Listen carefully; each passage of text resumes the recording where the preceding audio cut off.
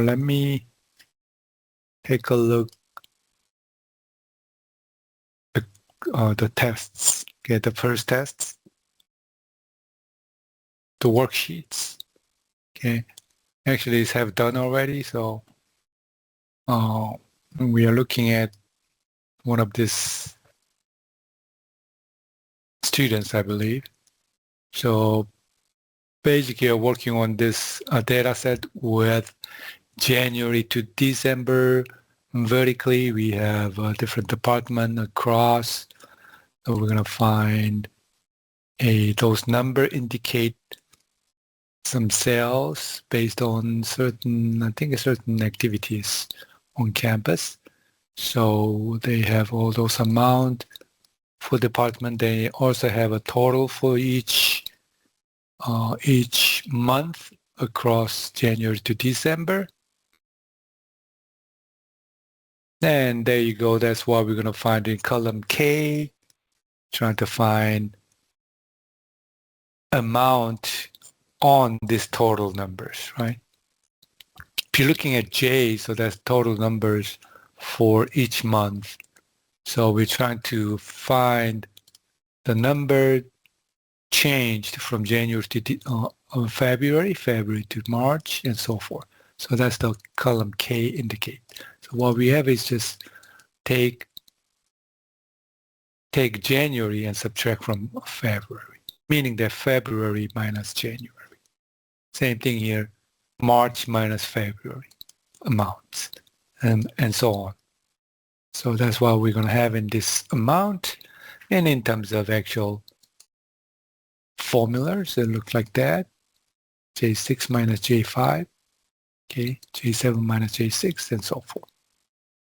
Then we have L, which is the percentage of this amount we just found, which is amount changed. So what's the percentage of this?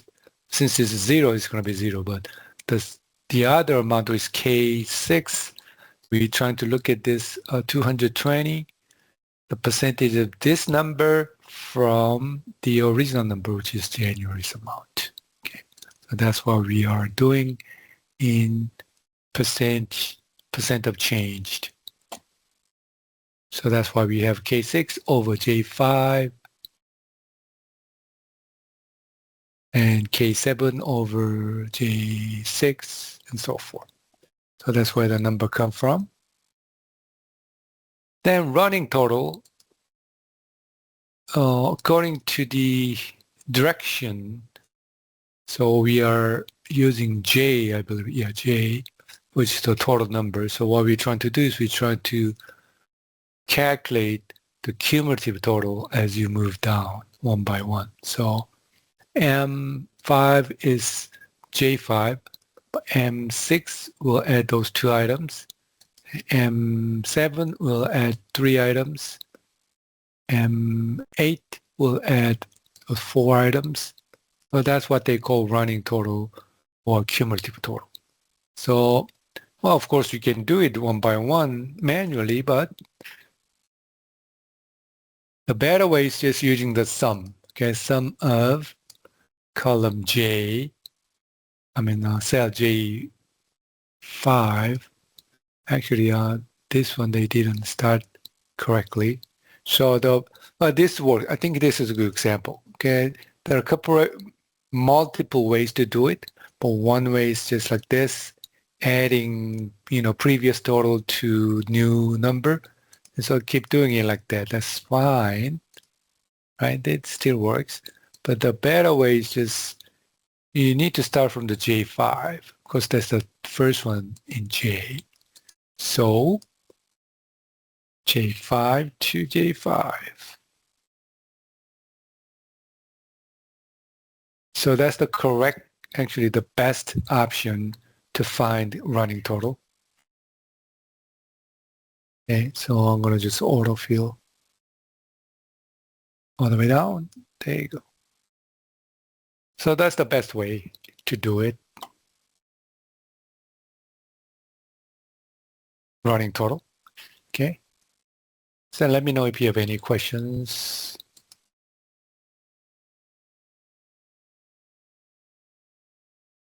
All right. Then we have a couple of functions we need to do in terms of sum for each department. We have average, same thing for each department. And then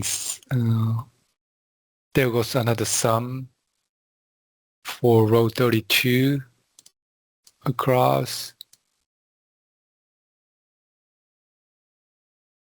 Let's take a look. And we have some formatting in terms of those column titles. So apply one of those style, I believe. Yeah, one of those style. And vertically as well, style. And another formatting, I believe it is theme.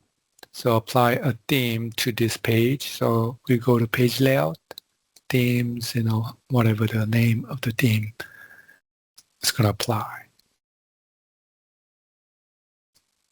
Okay. Did I miss anything? Oh yeah, conditional formatting. So a couple of conditional formatting we need to do. So for this, we're going to highlight this K, go to Home tab, conditional formatting. I think it was a greater than or less than, so you're going to select, right? Then enter the number. Then you go with whatever the color you want to highlight. Same goes here, column L for conditional formatting. I think this was the, what is it, top, bottom? I could be that. I don't recall exactly what the step is, but if it's top 10, you go by top 10 or top 5, whatever those number, 3, then select whatever the color, right? Or if it was less than, top and bottom percentage, you can do top 10% or bottom 10% or above average or below average. So there's some different ways to highlight the column or columns if you wish. Then data bar appears right here. So there you go. I'm going to show data bar, the same thing on the conditional formatting. And there's a different type of data bars. So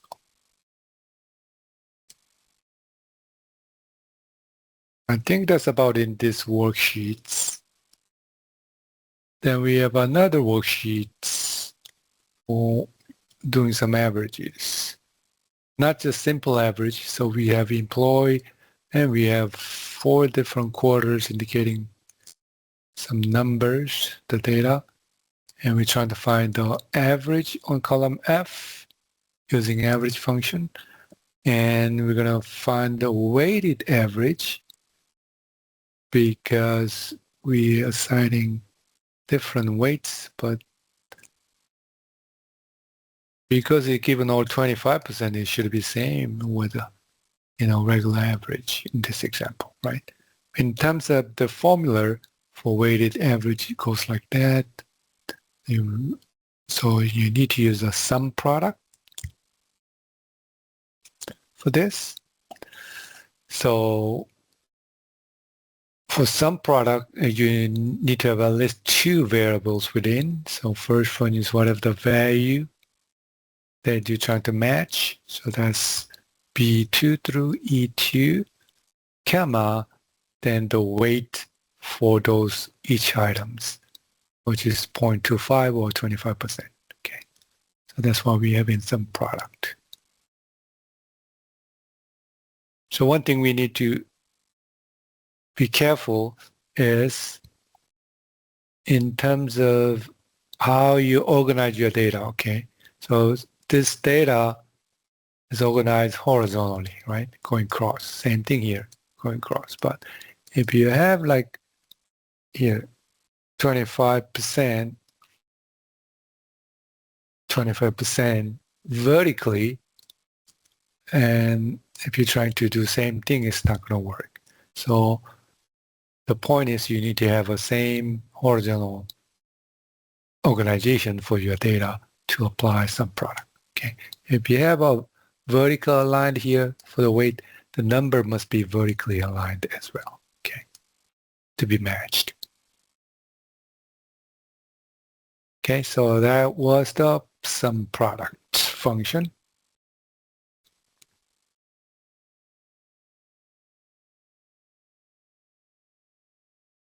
Any questions, comments on the test?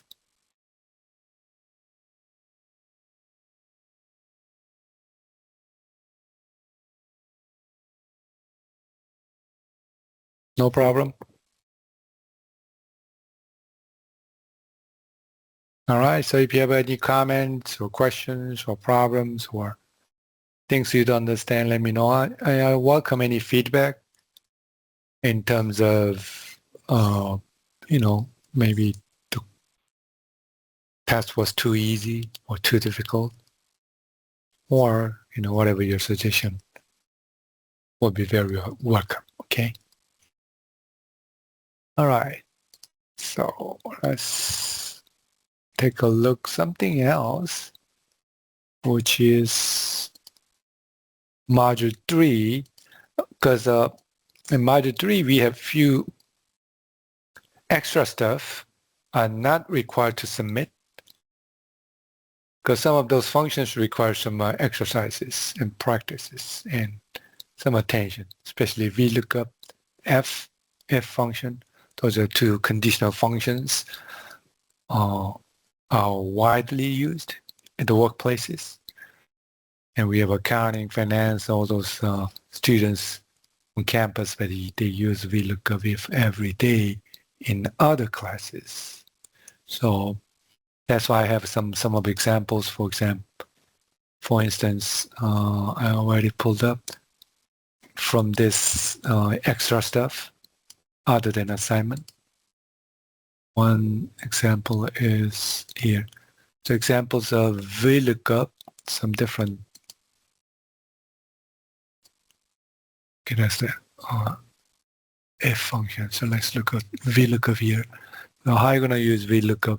So I guess it's pretty, basic stuff for the beginner, but I think it's great exercise to train yourself for the VLOOKUP. Because if you're taking Excel for the first time, it's not easy to understand. So VLOOKUP is just to retrieve the data from a matched range of cells that you're trying to look up for certain values. For example, we try to find the matching value for the name John for department name. Okay, so where this John is working at, which department? Sales, same thing. Jane is at marketing, Mike in HR. So rather than doing manually, we're just looking, just pointing out on using your mouse. What we can do is using VLOOKUP. Okay, so because we have only 4 this time, but you could have like hundreds and thousands of data points, then almost impossible to do manually. So that's why we are using a function like a VLOOKUP. So the first variable for VLOOKUP is the value that you're trying to find a match. So that could be like this, the word itself or text itself, but you must have a double quotes within, because it is not number, the text, right? So that's why you have a double quotes. If it's number, then you don't need the double quotes. Okay. And also it could be just cell reference, like A4 instead of Mike, because A4, you have Mike right there, right? So you can do Mike or you can just do A4, but it's always good idea using cell reference in Excel rather than using the raw data or actual number, for example. Then followed by the what they call lookup range, which is entire area of matching records. If you have 3 columns, then you're going to have 3 column highlighted. In this example, we have only 2 columns are trying to match. So highlight the entire area. So that goes here. Then followed by column index number, which is the one of advantage, could be disadvantage because VLOOKUP only look up to the right side. It cannot go backwards, which is the left side. So always start from the left, very left. Then you count how many columns. Since there are only 2 columns in this example for this table. So this is first column. Column B is the second column. So that's why we're putting 2, number 2. Because department is located in number 2 position, column number 2. Okay. Comma. So here's the last variable in VLOOKUP. VLOOKUP requires a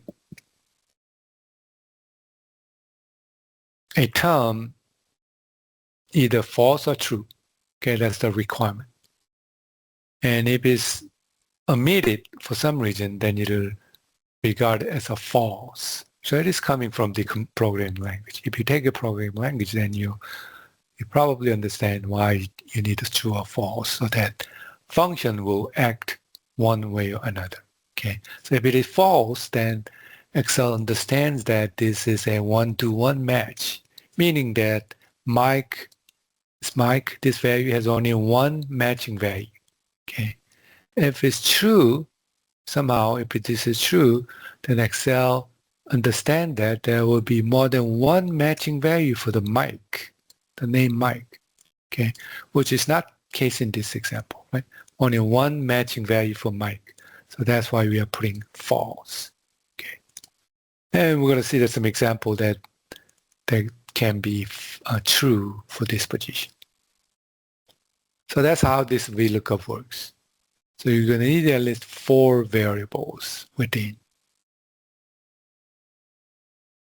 And if your data is representing vertically, then you're going to use the HLOOKUP.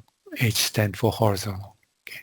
And VLOOKUP stands for vertical lookup. Okay.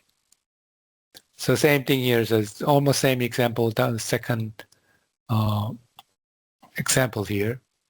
So we're trying to retrieve the price for the banana or whatever the product. And third one,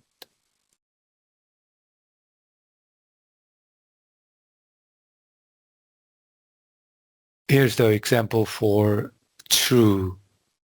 Okay. The reason is, so this is different. They're using number. So here's the income.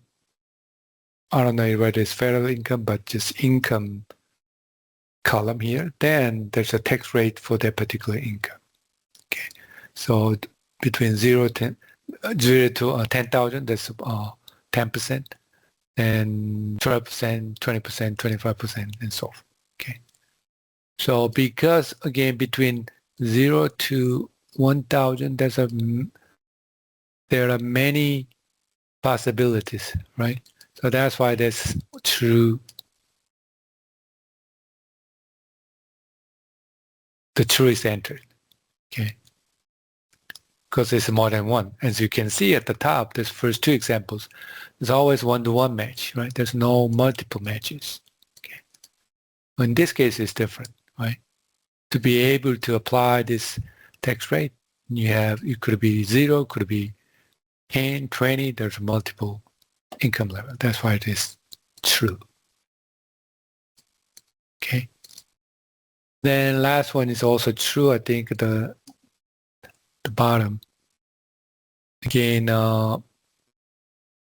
using, this time we are using just number itself, okay? The age, it could be any number, right? It could be 20, 25. But same thing here. If you look at here between age 0 to 2, that's infant, 2 to 5, call it toddler and so forth. So it could be 0, 1, 2, 3 different cases. Same thing. 3, 4, 5, there could be toddler. So that's why it is true, because it's multiple matching values can be returned. Okay. So that's how you're going to use VLOOKUP, and especially just true or false must be there. But most likely in our class, you're going to find just false cases, because we pretty much use those lookup range with a one-to-one match rather than one-to-many or different possibility, like this example. We're not going to have too many of these examples. Okay. All right. Any questions so far? Let's see. Any? How to rotate the clock in Excel? Okay.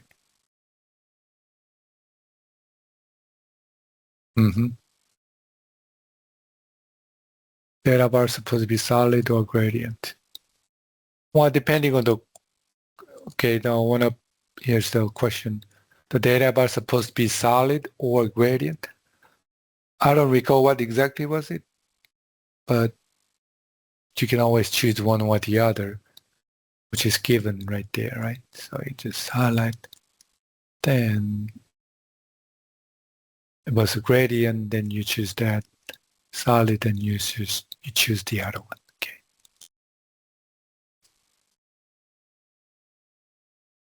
And then, okay, if the instruction didn't say so, then you can choose either solid or gradient. Okay, that's fine.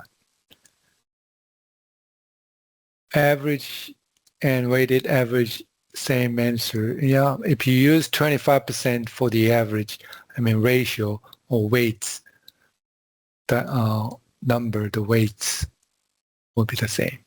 You're right. And how to rotate clockwise in X. Okay, I think it's talk about the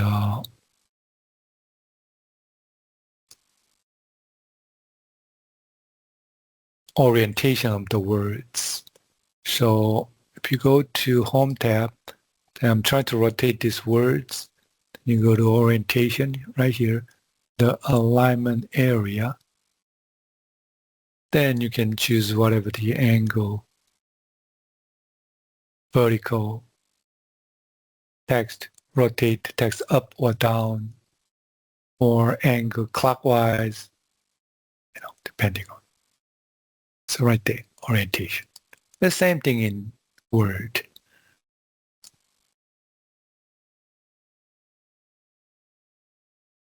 All right, so that's the VLOOKUP. And round function, I think I'll talk about a little bit, but just in case, round function comes with two variables typically. So you want to round this particular number, the 2 decimal places, and round whatever the number was a reference comma and the number of decimal places. Okay. And if you want to show as a whole number or integer number, then again, whatever number, comma, and 0. Okay. It's not always decimal places, but it could be tens, hundreds. That's the left side of the decimal place, right? So the same thing is 134. You want to round to the nearest tens number. Then it could be, you could have a negative here, right? You should have negative. And if it's you want to round to the hundreds, then it will be -2 here. Okay.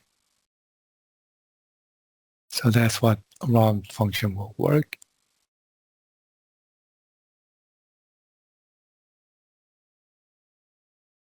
And then this is what else we have here. Okay, so this again in face-to-face campus class, we try to use as many examples as possible. That's why I have a different worksheets and have multiple examples to to show in the classroom. So this is one of them. So you can either use a VLOOKUP or if function for the same problem. Okay.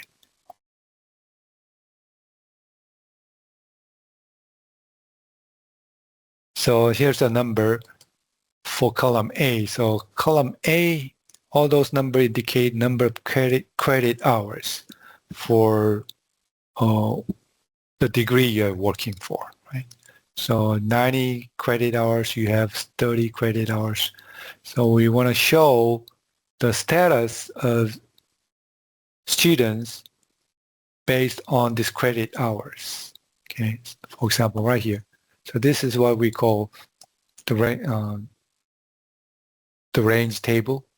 Okay, or the range you want to set up for VLOOKUP. So number of credit hours, and you have status. So between 0 and 30, freshman, and afterwards sophomore, then greater than 100, then it'll be senior. Okay. So you can apply this lookup range with VLOOKUP. It goes like that. So A3 for the first students, cell A3, right? That's why we have it here. Then you need to show the table, lookup table, which is J2, K6. Then number 2 indicate column number, meaning that the second column will be retrieved. Then followed by true in this case. Again, because could be multiple cases to get to the freshman or sophomore, whatever status. So that's why it's true. And don't forget the $sign, absolute cell reference, so that we can autofill all the way down. Okay, so that's how you're going to get this status based on lookup table and the credit they have. So column C is using if function instead. Okay, we're not going to use this table, but we can just use the if function just like programming, so that we can determine student status. But one thing you need to do is you need to show all this this combination into if statement. So it's going to be pretty little messy because you're going to have a nested if, what they call. So you need to start from same thing, what value you're trying to test, which is A3, which is 90, right? Greater than 100, then we're going to determine senior. But if it's not in this area, meaning A3 is less than 100 or equals to 100, then you're just going to keep going to the next statement, which is A3 greater than 80. If it's satisfied, then you return junior. Again, if it's in fact it's not within this range, less than or equals to 80, then it moving to this condition, which is testing for 30.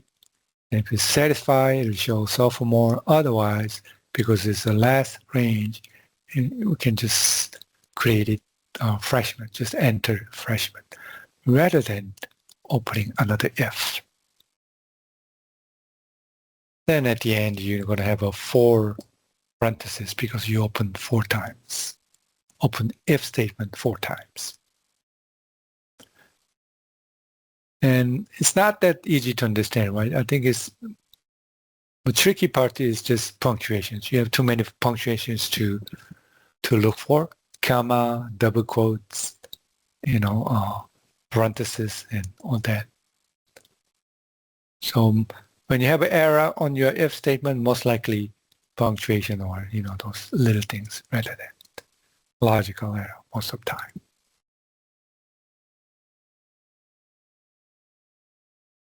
All right.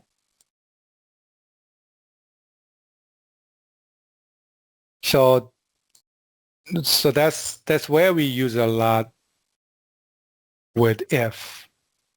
Think it in this example, but VLOOKUP probably people using more defined problems with more than 2 columns. You have 5, 6, 7 columns for lookup table, may be better for the VLOOKUP.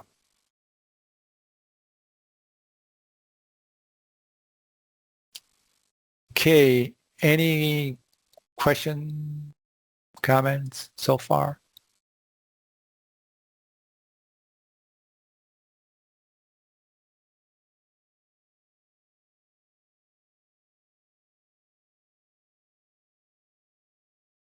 And do you have anything that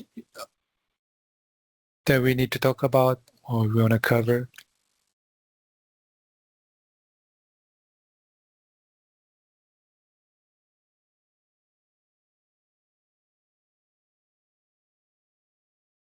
And don't forget the announcement section. So I'm going to update videos and important messages and so forth.